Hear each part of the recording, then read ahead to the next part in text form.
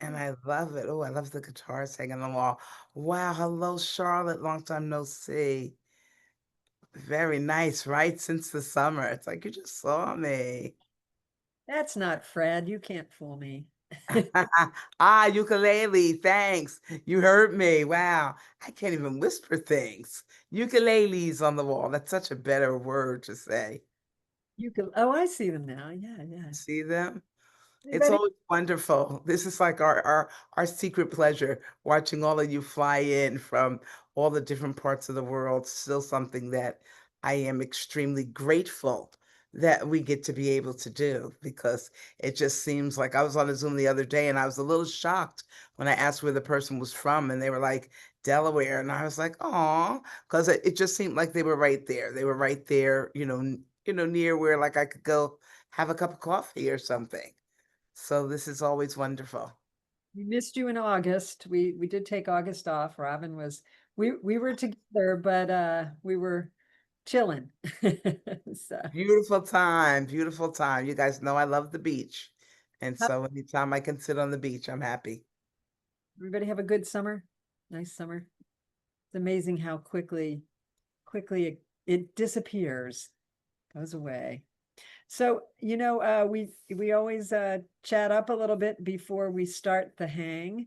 And what we're going to chat a little bit about, and it may seem a little counterproductive, but today we have the amazing Lizzie Steiner, who is just a phenomenal harpist, teacher, person, and totally knocked down, drag out gorgeous on top of that. But she is going to talk about, as you know, the eyes have it. So Robin and I thought it might be just kind of a way to get into it as we're all starting up a new season and starting new music, talking about the eyes that don't have it.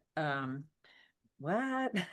We're talking about the things that hold us back versus what we're going to talk about today, which is what kind of moves us forward. Because I was thinking about this. I think that a lot of us have um, the eyes that don't. The first one being insecurity. I mean, it just seems to come with the territory sometimes of being a musician. You know, the insecurity of I can't do the gig, I can't play the piece. And that is across the spectrum. That is not just if you're just learning.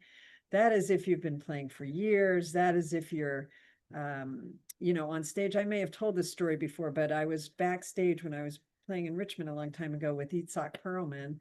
And I said to him, I mean, here I am playing some second harp piece and I'm nervous out of my mind. And there's Itzhak Perlman. And I said, he was just lovely. And I said, it must be nice, to get to the point where you're not nervous. And he said, if you are not nervous, you are dead inside. So I thought, wow, if he feels that way, I'm okay.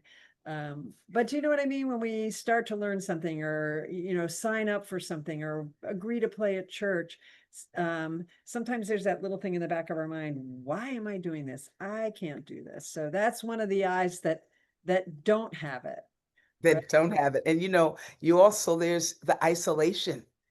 We're just us and our harps. Like you've played so long by yourself, and all of a sudden, from a lot of my students, it's like, oh no, somebody discovered I played the harp, and they told the pastor, and now they're asking me to come play for tea. Or somebody comes in your house and you're trying to pretend that that's somebody else's harp. You're so used to being isolated and playing for yourself and the cats and the dogs and just whomever, and it's just such a great time you're having. And then one person says, they come by to say, "Oh, play something," and your hands are just like, "Oh," it's not being used to doing it. And so now that it's September, my favorite time of the year, we all get to restart. One of the restarts needs to be that you start playing for each other. You don't even have to be near. You can, someone you see on the hang, reach out, see who lives near you or not, see who you might connect and say, "Hey, on Tuesdays at 1 o'clock, we're both retired.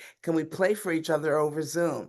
I can't tell you how many of my professional players, we play for each other. A lot of the gigs, what MJ was talking about when she said you get nervous, you get in your feelings, and we play for each other. And I always hate it because I know they're going to say bad things about what I'm playing in an hour, but I do it anyway so that maybe I can fix it. You get that type. But I think we just have to keep doing it. You've got to be bold. To the insecurity can lead to what Robin's talking about. You feel intimidated. That's another eye that doesn't have it. Especially, yes, when you're playing for your peers or you're playing for other musicians. But I really think that the important thing to get past those eyes is to remember that you are not, the last eye, incapable. It is not that you are incapable. We may be incapable of playing something perfectly. I think just about everybody is. What does that mean? But here is what you are capable of, and that is making music. So you have to remember that when the eyes that don't have it start to take over, and you're feeling that insecurity and that intimidation and I can't do this. You have to remember you can. You can all make music. You're all here. You've been making music. And honestly, I may be a little partial, but I think making music on the harp, and this comes from a former violin French horn player, is actually easier in some ways, not technically, but the instrument itself just really lends itself, I think, to expression. Does anybody else feel that way? Versus, yeah, give a little high sign or whatever. I'm not even sure how to do that, but Just wave, just wave. It's love before you even play a note. People are excited and like, oh, is that harp? And they're already excited. And so, the threshold is a little yeah, I was low, but I don't mean it as bad as it sounds. But you really are going from a place where people are already excited that you are there. And you should build on that because it is. I love hearing all types of harp music and like Katrina just said, from the beginners to the advanced players, there's just something about watching somebody sit and go through their music that just is really satisfying. So keep that in mind moving forward, because as I said, this is a positive hanging with the harp. It's not about the eyes that don't have it, but remember that the eyes that don't have it, I think the root of everything is you are behind your precious instrument to make music. And that should be your priority, in terms of expression and why you're there, and kind of let those other eyes get out of the way. And of course, Lizzie Steiner is here today, and she is going to help us focus on how to get those positive eyes into your harp life and the negative eyes out. But before we do, of course, we have our trivia question. Hopefully, you all appreciated the baseball analogy being the end of baseball season. So here is today's question. The first person, I think we do Zoom, and what's the other one, Katie? We do two platforms. It's just Zoom now. Oh, right, because that's right. I'm sorry. So I'll figure this all out in a year or two. So this is the first person who gives three terms that begin with I, terms or words that have to do with either baseball and or music. So that opens it up a little bit there. Three terms or words that are associated with music and or baseball. Put that in the chat, and the first person will win. Show them what they've won, Robin. They're Hang with the Heart mug. Okay, going, going, going, gone. So, oh my gosh. Oh, Sarah, man, and Kimberly. Whoa. Okay, that kind of came on at the just pretty much. Just boom, boom, and done. They didn't even look that up. They just said that out of their head. I'm very impressed. Trying to do it in the preview, and it took us a while. I'm still trying to find one. But as we do that and they deal with the prizes and everybody, it is 4 o'clock and we're going to get started with Lizzie. I will tell you, mm, you already know she's a Philadelphia harpist and she's a teacher, she's a harpist. Her freelance career is what excites me because it's so varied. She could be playing with the Philadelphia Orchestra. She could be in California dressed in all pink playing with the Barbie ensemble she played with. She can be in commercials playing with barely anything on with Brandy in their little, what was that, Vanity Fair or the one of the angel With people. Vogue. I mean, for Vogue, I mean everything and everywhere, but still and yet also just right there at the coffee shop, just right there. There is nothing about Lizzie Steiner that is all, this is all only what I do. And that is why she's so perfect to talk to us right now, because she's going to give us some strategies to just get ourselves started. So she's up there. You can read her bio yourself. The eyes have it, and Lizzie, now you have it. Off you go. Welcome. Hi, everyone. Thank you so much, Robin. Thank you, MJ, everyone at Atlanta Harp Center, Christina and Katie. This is so much fun. I've done one of these, I believe, maybe like 5 years ago or a long time ago, possibly in the pandemic. And it's just really nice to be back. Obviously, so much has happened since then. And I love this theme of getting back into the season, taking like just gathering everything together so we can be our best selves going into this new season. Because I don't know, for a lot of us, I feel like suddenly we're already in September and we're past the middle of September, which is crazy. Like for me, the summer flew by.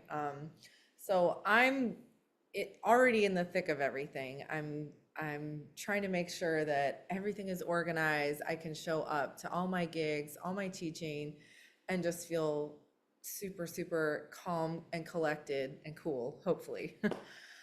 So the theme for today is The Eyes Have It.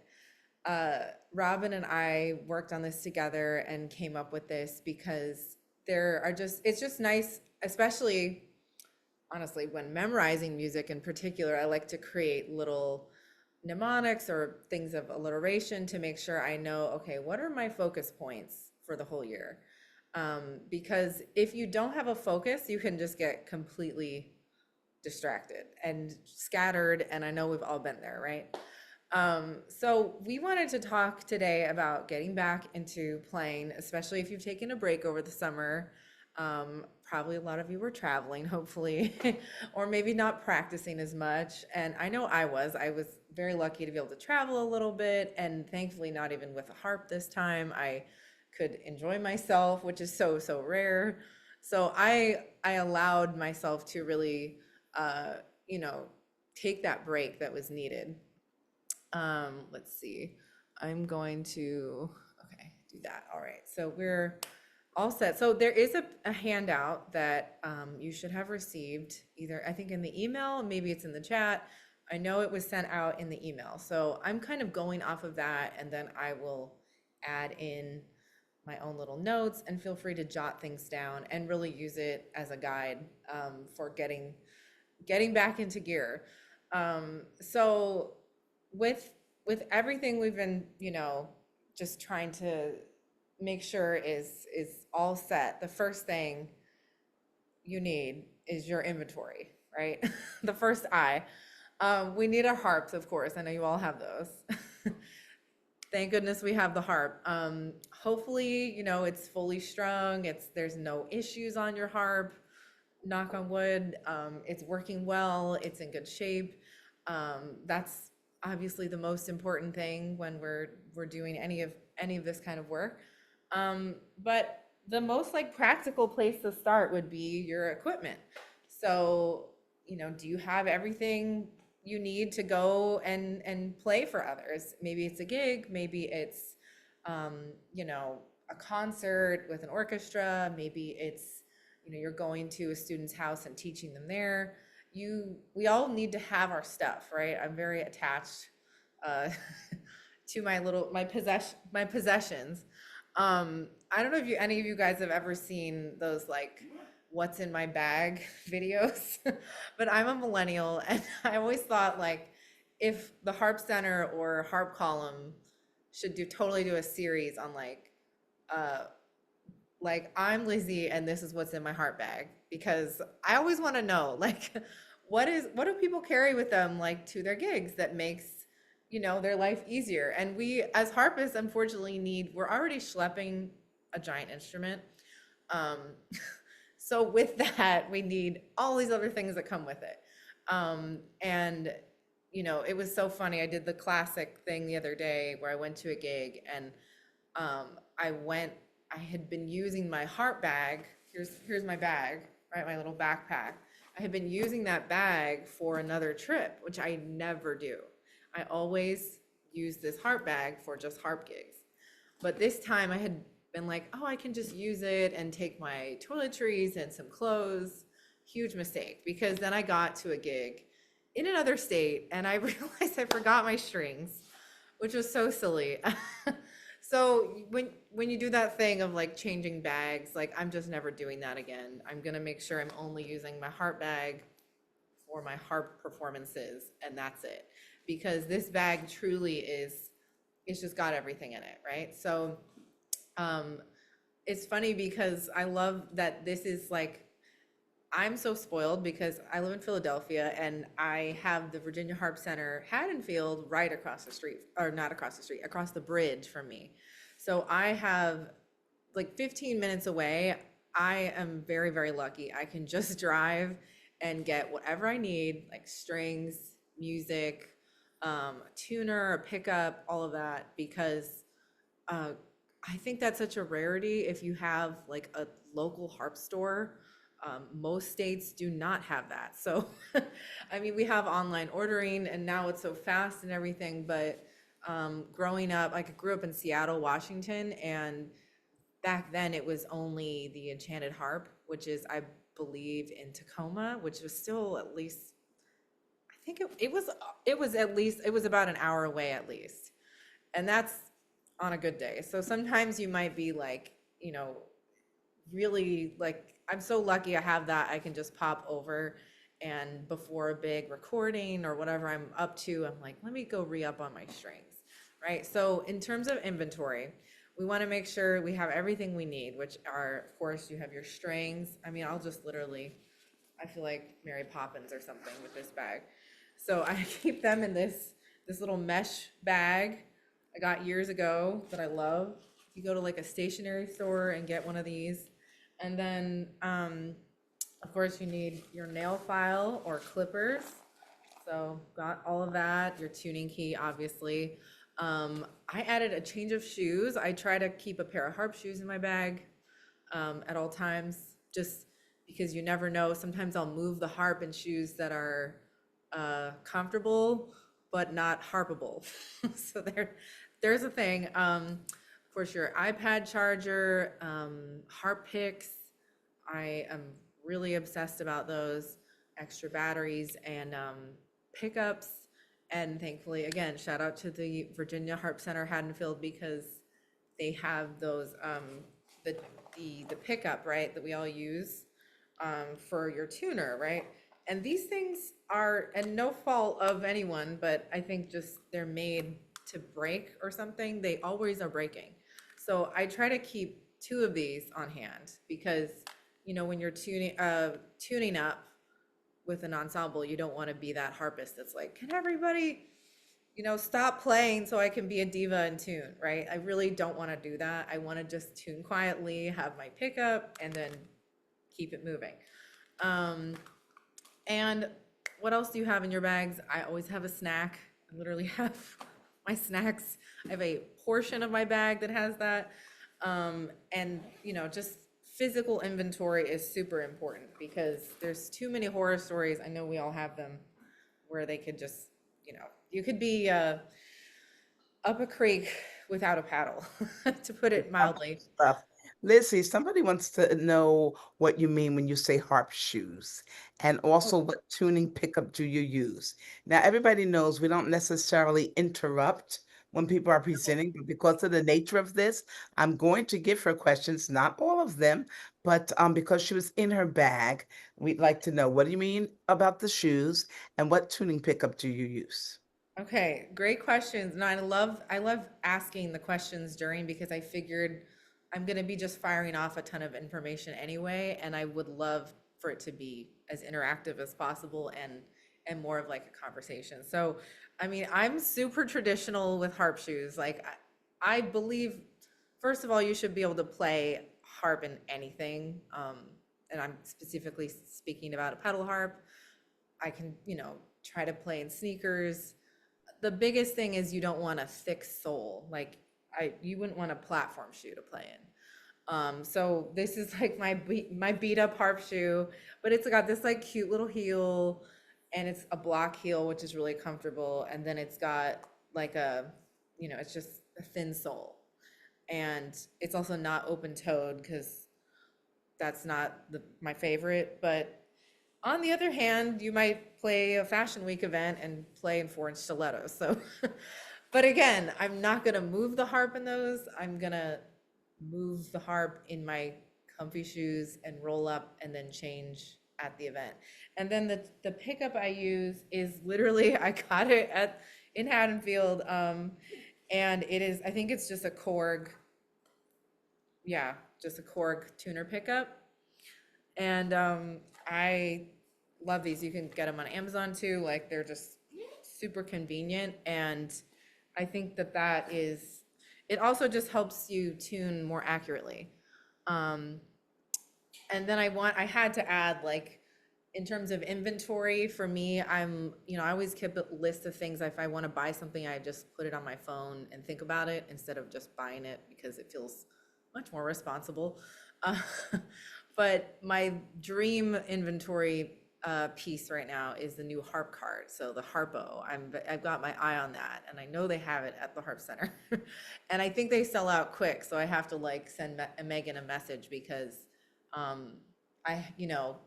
these are things that are like, I use as a freelancer. I use it once, twice, even more than that, per week. And it's like up there with my car in terms of needing it to work well for me. And so then inventory can also extend to your music. So what are the pieces you're playing this season? What are the transcriptions you're playing? Are you arranging anything?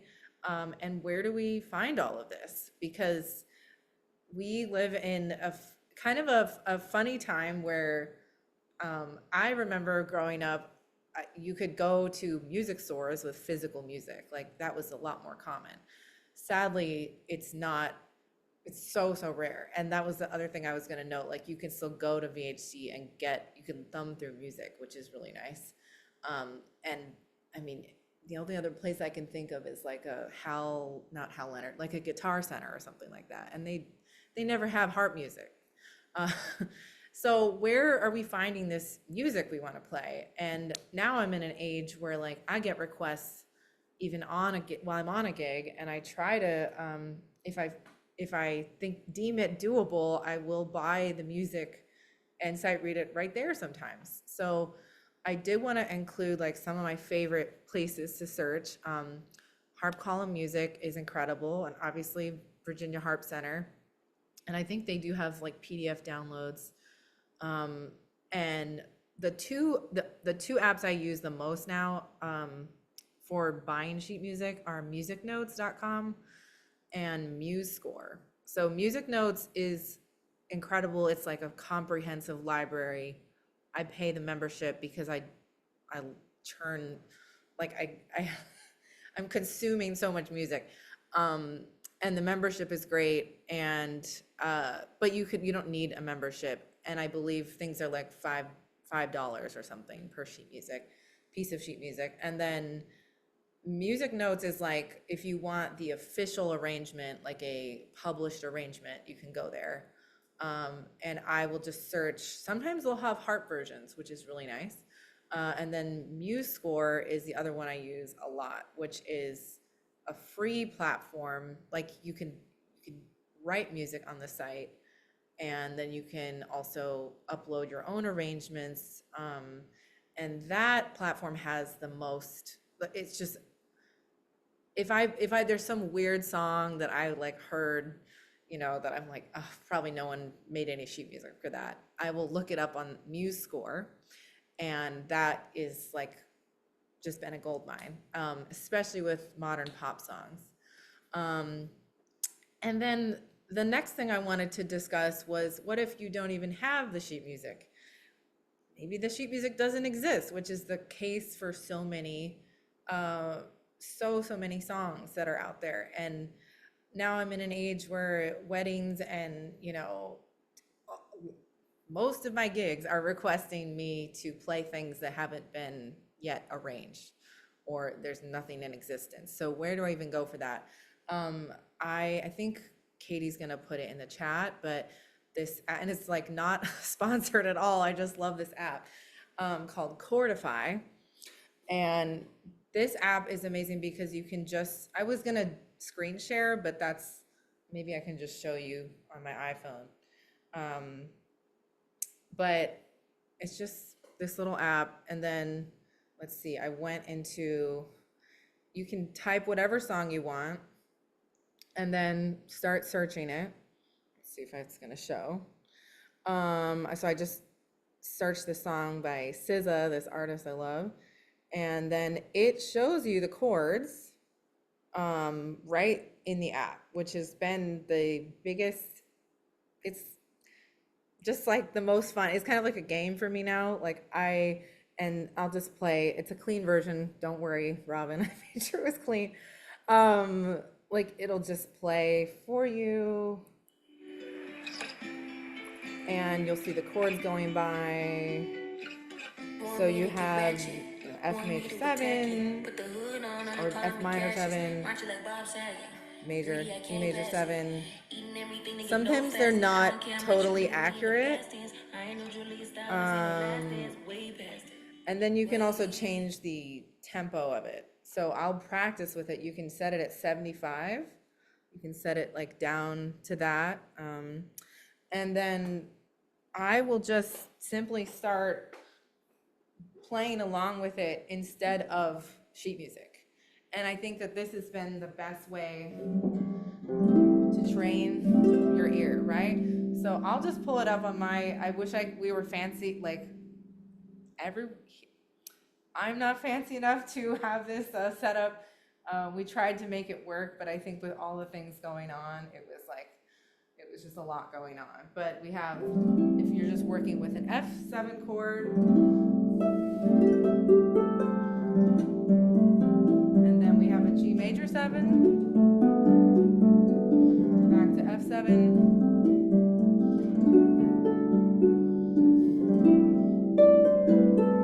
and then the thing I'm going to do is add the melody next, and that is not in the app, but you can listen on your headphones, sing it, and basically memorize it or learn it by ear, and then add it in. You have your chords underneath, and then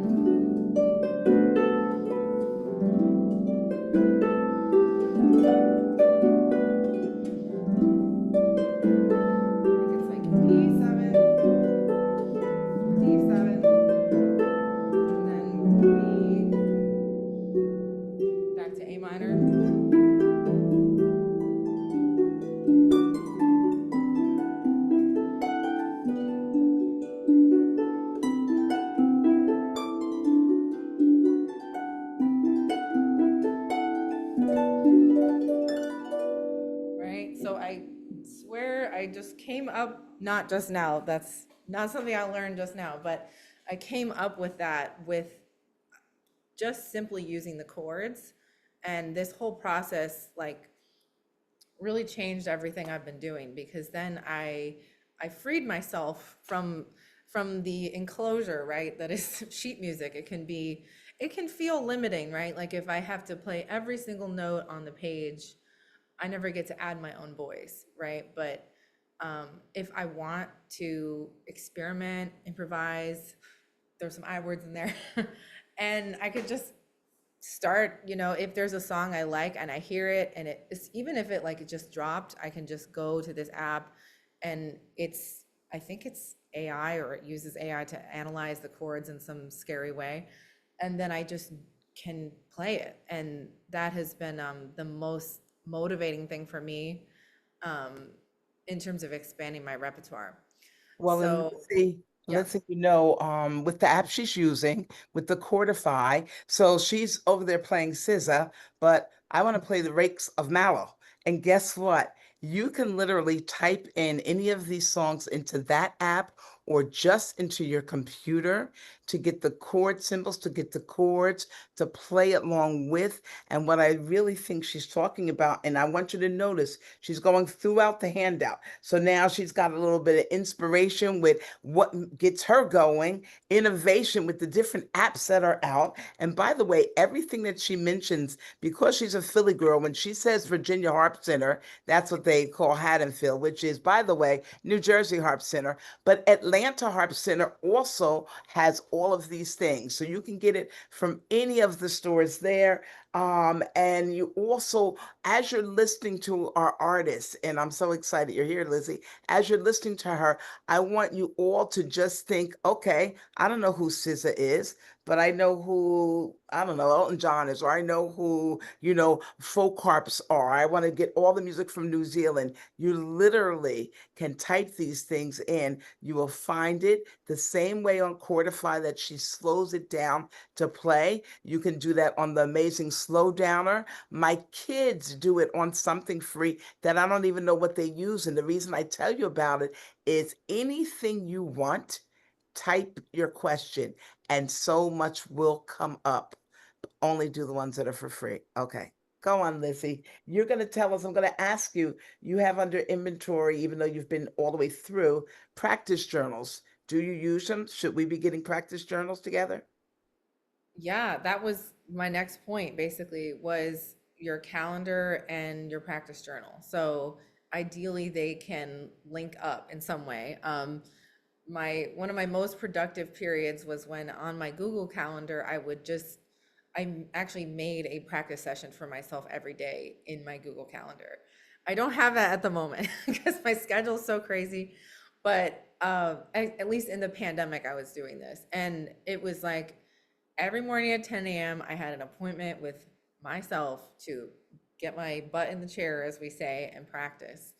And it was an event. It's my phone, dinged, and then I had to go and march myself over. And if I didn't do it, it was like the internal guilt is real. And yeah, I love the phrase like what gets measured gets managed.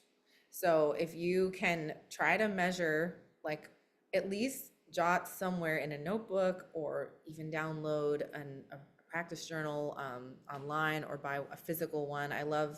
They have some PDFs I found on Etsy, if anyone's feeling creative. And just jotting down like, okay, Monday, Tuesday, Wednesday, Thursday, give yourself a day off at least. I believe in a day off every week if you can take it. But I really like to try to do like during the week, if possible, um, you know, something, a warm up, and then, your exercises, method books, and then get into your repertoire. And then I always want to leave room for something fun. And that's where I kind of like to do these arrangements. I go on YouTube. Again, if you're looking for how to play something, literally type in um, the song name, the artist, and then piano tutorial. And you will get, there's a piano tutorial for every single song. I truly, at least I've ever tried to type into YouTube. And the piano is thankfully so visually easy to see what's going on. I started on piano, which helps, but I think it's very translatable to the harp. So you can then go and see, okay, they're doing that chord, then they're doing this one, and I can just translate it super easily to my instrument. So yeah, I'm all about keeping track of everything because otherwise it's just chaotic. I, I want y'all we to don't hear like what that. she said when she said the point. One of the things that really came through for me was she said with her calendar, she said she sets the ding. Let me just tell you something. Stop waiting for inspiration to hit you and that you're going to want to go practice. Just cut it out. There's some people who do. There's some people who have that. But literally, if you start treating it also still like something that's a commitment, if you get an alarm to ring, if you commit yourself to getting yourself in that practice chair and letting that be your complete private moment, your private time, 10 minutes. Nobody can bother you, however long it is. Do one song at a time. Okay, when it dings, I'm going to do such and such song. Like manage it, but don't think that it's just going to naturally come to you where you're like, oh, I'm going to practice every day and get better. So, Lizzie, how do you include musicality and expression in your practice structure and not just solely focus on technical skills? Great question. I think since I'm doing so much that is based on songs that are already recorded, songs that are out, pop songs, songs we know that have a melody. That's really my jam right now and has been for a few years. I will sing. I will literally sing the song. I will pull the song up, whatever I'm learning, I'll sing it, and you don't have to be a singer to sing. I don't really consider people ask me, they're like, do you sing? And I'm like, that's not what you're paying me to do right now. I'm here to play the harp. I am not going to start singing at this gig. But I sing to arrange and I sing to learn my music. So I'm constantly making sure, I think that's just the most important thing we can do as harpists, right? Because if we always think in chords and arpeggios and, I got to get this note and that note. And at the end of the day, people really know the melody. They want to hear the melody.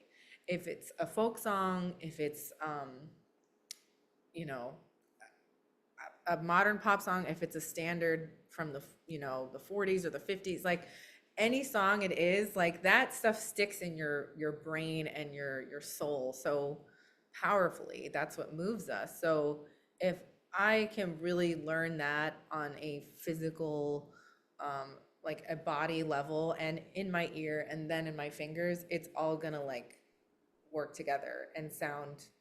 I find that that's what moves people, right? If I've really prepared, you know, that melody as if I'm going to be singing it, but instead it's with my thumb. I'm making sure I'm pressing into the string, um, or there's a lot you can do to really shape every note that you're playing, because you can just play a note and keep it moving, or you can really intend to share what it is you love about that melody and that moment in the music, um, which I think is such a unique thing to the harp. Like it's just your expression right through to your fingertips. There's no bow, there's no hammer, there's no mouthpiece. It's just so direct. So I think the more you get, you stop worrying about, oh my gosh, the harp and the fingering, and obviously do your fingerings, do all those things, do the technical things, but reminding yourself, okay, I'm making music, like that's what I came here to do. Um, Make sure that you connect with the reason that you probably wanted to start in the first place. And I would say a lot of that has come through me playing my favorite songs. So like songs I already love, that's where I started.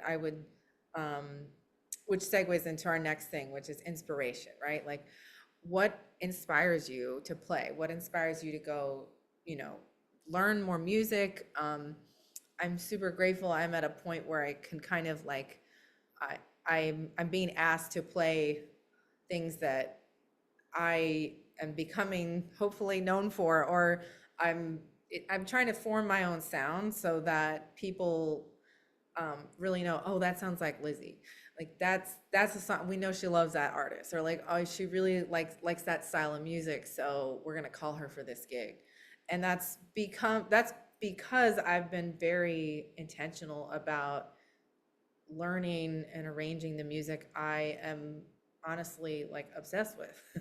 So it's authentic to me. It doesn't feel forced. Like if I want to go and take a bluegrass gig, I love bluegrass music. I just don't know anything really about it. I could probably do it and hang, but is it me? Not necessarily, right? So I really invite you all to, think of like, when you were like 10 years old and you went to a concert, and you were just like blown away. Like, what was that concert? who was singing, who was playing, what were they doing? And maybe, it might be a genre that you're like, this could never work. But I've I think name a genre, I feel like I've done it at this point. There's so many, and now in this amazingly like expansive, world of music, like we have so many people that are niching into their interests, and there's a place for it in music. Like this is kind of how the music industry has changed a lot. Now it's very, very niche and genre specific. That's a whole other conversation. So when But you're doing yeah, that, Liz, when you're talking about that, so we know what to look for you for, we know what people are looking for.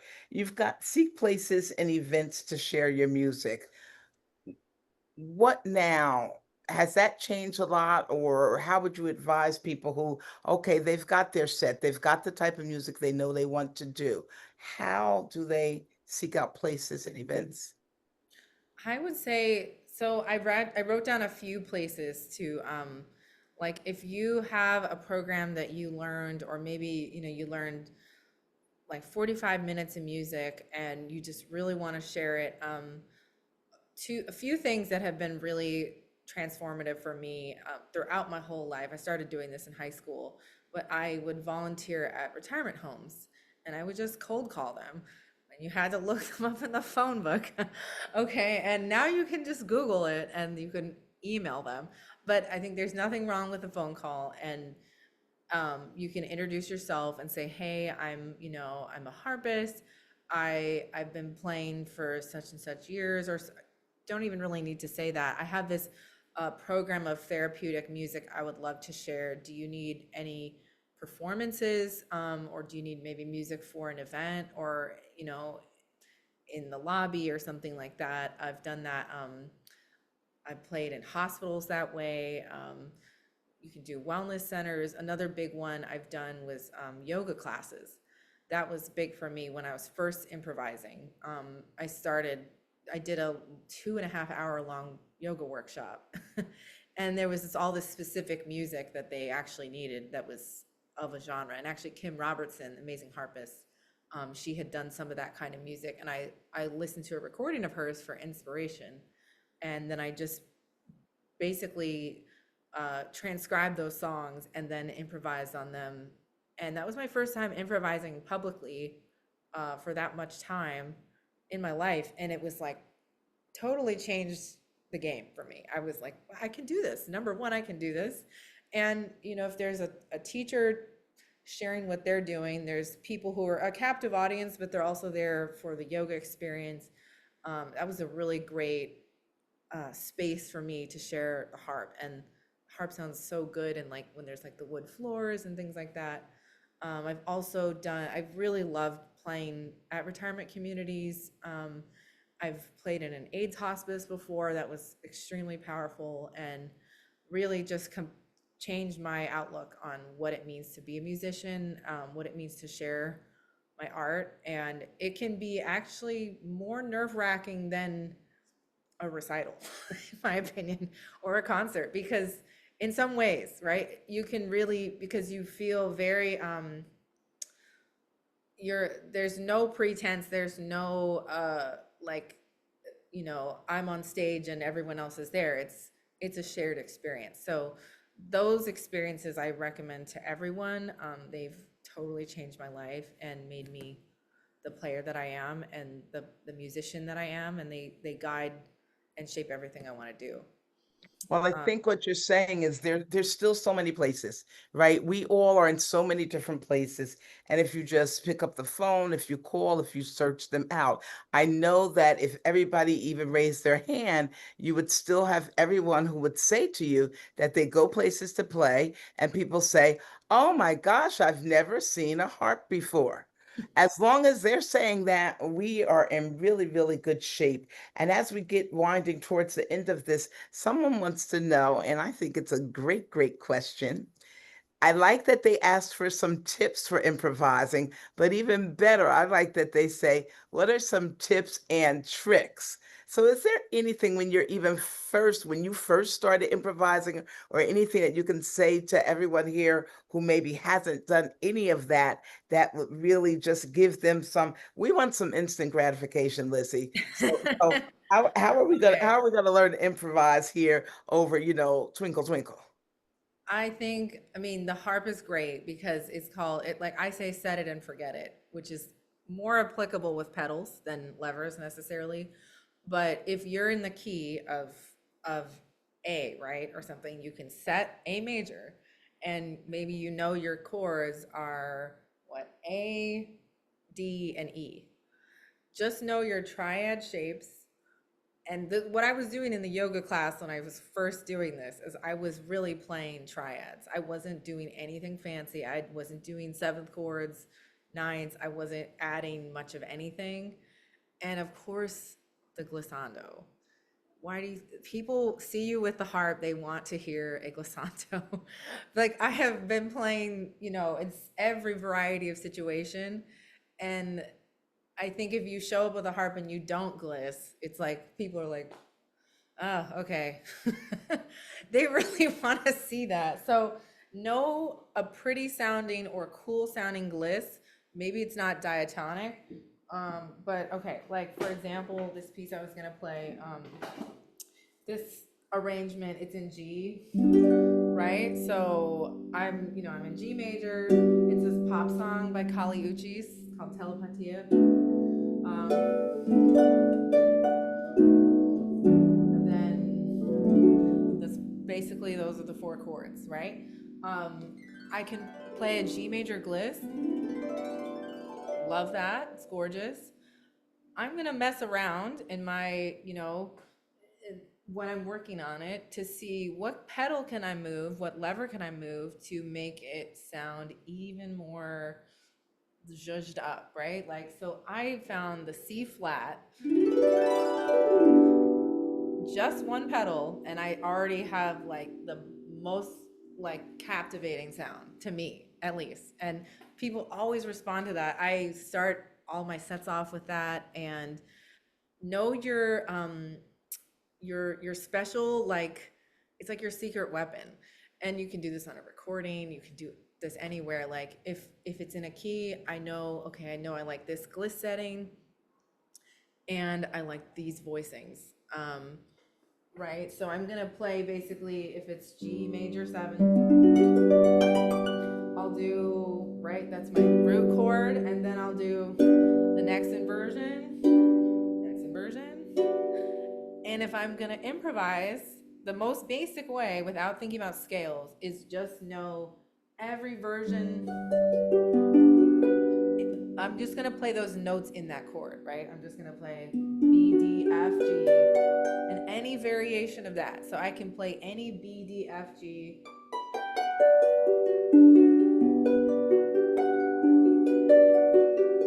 Right? I can just play any variation of those notes when that chord is occurring, and it's gonna work.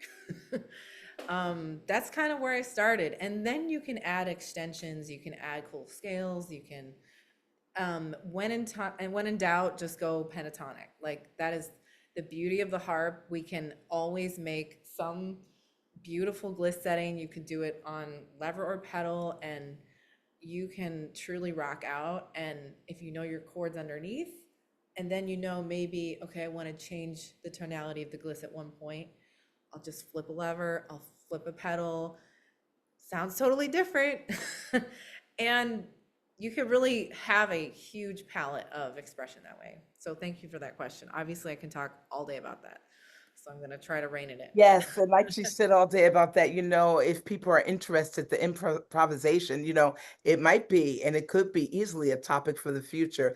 And I love you saying set it and forget it, because on the lever harps also, we can set it, forget it, especially when you start talking about pentatonic music and setting your levers to just play around. And I think one I that I really love is the I that stands for integrity.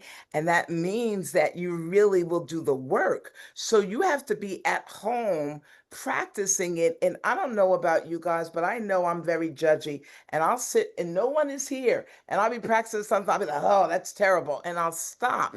But I think to get really good at improvisation and just playing without looking at the page, you've got to do it. You've got to keep doing it. You've got to keep doing it.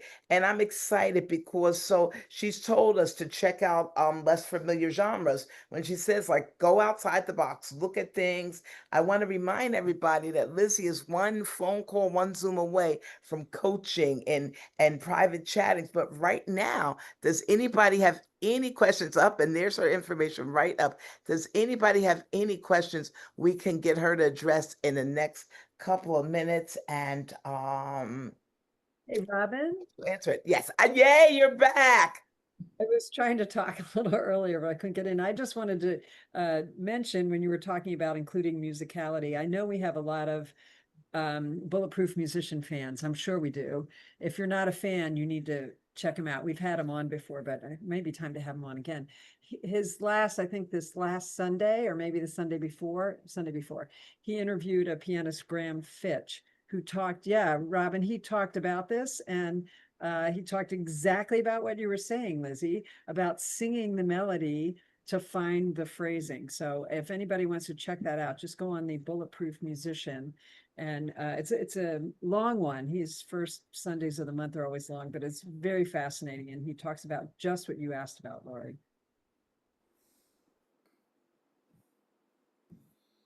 Great. I'm really glad that I mean that you know I don't know if you're in your musical training, singing was initially a scary thing that I hated because it was sight singing and I have very negative associations with that because it was every morning at 8 a.m. I see Christina's nodding and it was just so mortifying and awful. And, it's a shame it's taught in, I think, a limited way in this country. That's a whole other conversation in terms of pedagogy, but it wasn't until I started listening to whatever song I selected.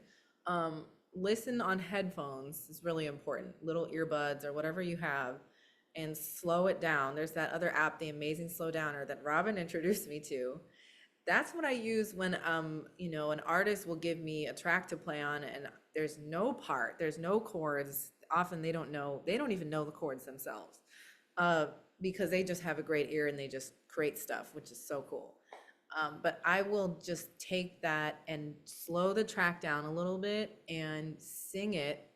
I don't have to be an operatic like belter or anything, but I'm just trying to hear the note in my head and sing it and then find it on the harp and then I play it. And that's pretty much the best ear training you can do. And then by just doing that, doing it slowly and kind of over and over, I have figured out the melodies to all these, songs I love. And then now it's just my ear has strengthened so much from that process. And I always teach based on that. I teach a lot of arranging and a lot of improv, of course, and then I'm always encouraging students to experiment and make their own music because then you have this sense of ownership that's really satisfying. So the final I is, innovation, and we've been discussing this, but I really recommend that everyone explore different genres. Like if you're stuck in your, in the therapeutic era or area of music, maybe you want to throw in some jazz. And jazz can be therapeutic too. I mean, if you're really only doing folk, maybe you want to try some R&B. Like I think it's so great to, like just dabble in whatever you want to, honestly, and then see how you can adapt it to your instrument. So with folk, I mean, there's so many options. That's how I think a lot of us started on the harp. I started with a Sylvia Woods book that's very, folk inspired. Learn to Play the Folk Harp, I think. I don't know if anyone knows that great book. I started on that book as a sixth grader, and then I ended up getting a teacher, and she taught me out of that. So a lot of my first tunes were Celtic tunes, and older folk songs, like English folk songs. And there's always a gorgeous melody. There's always beautifully voiced chords. And I'm still sort of drawing upon, I think the folk voicing is like the most elemental in a way. So you can always go back to that genre when you need like uh simplicity as elegance, like refresh, right? So I look to all that Sylvia Woods, the Kim Robertson books, like when I need to think about my voicings on the harp, I'm just going right back to that and saying what is the most like building block approach I can take that is going to translate and be the most, and it kind of gives you actually a bigger return on your investment than you'd realize because it's just suited to the harp so well. Pop music obviously is, I've been, you know, very, very heavily involved in that, with, all the singing of the melody, changing it up with fun chords, uh, you know, like just naming a pop song, trying to listen to like current music and see, oh, then I'm going to play Sabrina Carpenter, or I'm going to play Chapel Roan, or Lana Del Rey, or whatever you want to try. And then you realize like, even these songwriters are probably influenced by, Debussy and Brahms and all of the greats. Like it all kind of starts to intersect. Um, Absolutely, absolutely. And Lizzie, we're going to be winding up. There still are some questions, but for the person that's asking about staying motivated, I think she just said it because if you listen to what she's talking about, she's constantly learning new songs, arranging new songs, doing new things. Now, for her, yeah, that's her business. That's the business she has to do. But I want you to go back to where she talked about the journal setting and progressing. How do you know you're progressing? Because you wrote down that you started here. A month later, you look at where you are. Oops, you're not there. So you really just have to get a record. So that bulletproof musician I know has a lot of things that will help you and talk to you about that. And now the book is leaving my head with charge. Type into your browser music tracking, music journals. Rachel Green, Ann Sullivan, they have some good things, but it's really just about making a list. Keep accountable. How do you keep your house clean? Once a week, you might do, the laundry. That's how you know. So, and the other one, advice, mic record. We're going to have to do another Zoom. We're gonna have to do another Zoom on that. I'm gonna ask MJ. MJ, I'm throwing that to you. But Lizzie, I do want to say thank you. And now there's a lot. There's a lot. It's like everybody's waking up. There's a lot to talk about. So we will also talk about, what more we can bring and what more to do with all of this. But how do you know you're getting better? You know, you keep at it and you're honest with yourself about it. So, Write it down. MJ? Zora, I just want to say, use your Atlanta Harp Center and your Virginia Harp Centers as resources. You can call and ask them these questions because it does take a little while and it depends on your harp and all this sort of stuff. But give them a call. They have the equipment and they know where to put them, and they certainly can help you with that. Here's the Spark Journal from Ann Sullivan is up there. We'll try and get Rachel's practice journal up there. I definitely think in terms of plotting your progress or charting your progress, Lori, look into one of these journals. It takes a little bit more time, and a lot of time. I know we're pressed for time, like, oh, I only have a half an hour to practice. But many of you are in harp mastery, and you know that taking that 5 or 10 minutes or, to get organized in the beginning, as time goes by in your practice session, then it's only 3 minutes right before you start. But it's definitely a great way to track your progress. So I definitely check that out. And I know we asked Lizzie, that's the thing about these hangs. We could hang all day. Robin and I certainly can. But I know some of you have lives to get to. But we did ask Lizzie to take us out with a tune, and she said, I'll think about what I want to play. So it's a TBA tune. So Lizzie, what have you chosen to play for us?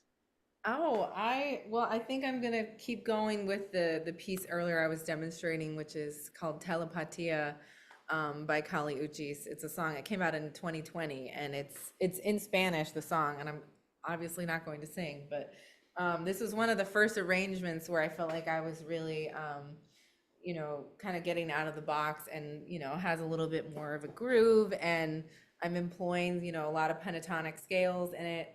And quickly for Zora, that's a great question. I am passionate about this. So the best way to learn how to record yourself is to, well, if you have an engineer at your university, go work with them and record yourself for pre-screening tapes and things like that. I always like to do one condenser mic that's close to the harp to get the attack, especially if I'm on a gig and they only have one mic. I try to angle it just sort of at the strings, like if the mic is my hand, right, like that. And then one mic to get the room. So maybe, it's also a condenser, but it's like getting the reverberation. It's getting the more far away sound. And then you have one to get the attack and your fingers at the strings and that sense of immediacy, and mix them together. That's definitely my advice. And it's a whole art. But anyone can message me about that because I can talk all day about recording too. And we're so Yeah. glad. We want to thank you before you play because you're literally going to play us out. We want to thank you. We want to thank Duran for all of her advice and putting up the name of the harp store to go to. We want to thank Brandy and her class for showing up. We've got harp royalty in the house. And Zora, I didn't know that was you. And everybody else, our regular hangers, without you, we wouldn't have a hang. So thank you so much. Marinda, I see you for being here. But Lizzie, thank you so, so much. She's going to play us out. Everybody clap, waves, do something quiet. She's going to play for us and then run to a gig. Bye-bye. You all. I feel like I'm like listening and talking. This is like my little home show or something. Thank you so much. I really, really appreciate the time we spent together, and email me with any questions. And here we go.